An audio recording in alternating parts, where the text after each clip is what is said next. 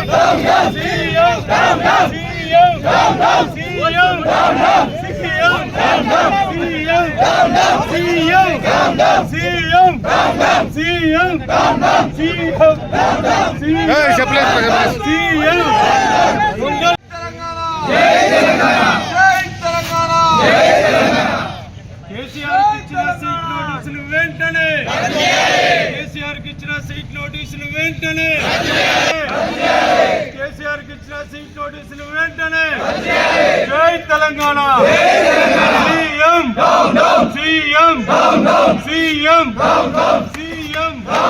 ఇదేమి రాజ్యం ఇదేమి రాజ్యం ఇదేమి రాజ్యం ఇదేమి రాజ్యం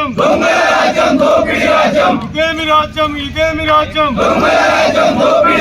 కేసీఆర్ గారికి ఇచ్చిన సీట్ నోటీసులు వెంటనే, కేసీఆర్ గారికి ఇచ్చిన సీట్ నోటీసులు వెంటనే.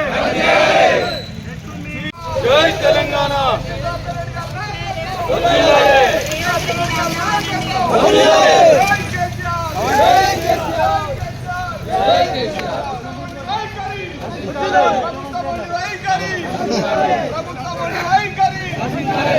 జై తెలంగాణ.